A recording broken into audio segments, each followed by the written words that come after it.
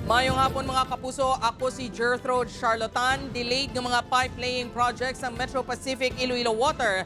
Kinalantaw ni Mayor Jerry Treñas nga perwisyo sa publiko. MPIW ginmanduan nga ini ang padasigon. Ini ang gintutukan ni Julius Bilacaol.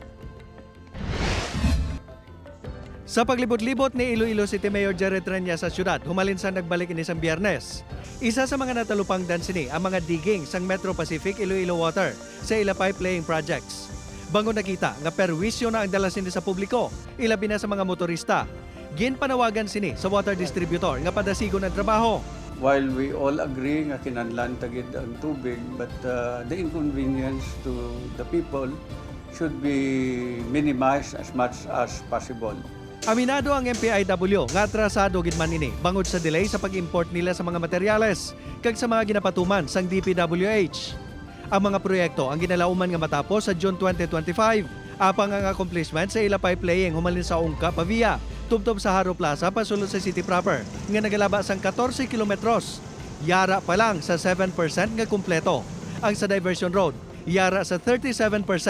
Ang iban nga kinutkutan, bisan wala pa napaidalom kag nakapasar sa hydrotest. Ilan na lang gintabunan sang steel plate kag aspalto para makalikaw sa dugang nga perwisyo.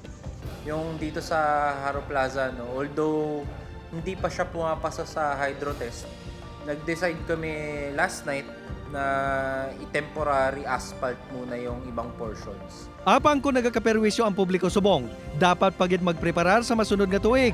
Bangod may dugang pa nga mga proyekto nga pipe replacements ang kumpanya. Sa Sinikway, sa Barrio Obrero, yan, yung mga areang yan, yung mga lalatagan namin kasi mga due for replacement na yung pipes, no? Isa sa mga tinutuyo sa mga proyekto sang MPIW ang pagpanubo sang non-revenue water ukon ang tubig nga nagakausik sa leak sa linya. Sang nagsulod ini sa joint venture agreement, masobra 50% ang nagakawasing nga tubig. Sa karon, yara ini sa 45% nga may katumbas nga 30 million liters per day. Bangod sa mga proyekto, nagaluntad naman ang paggutok sang trapiko, ilabi na sa tiyon sang rush hours.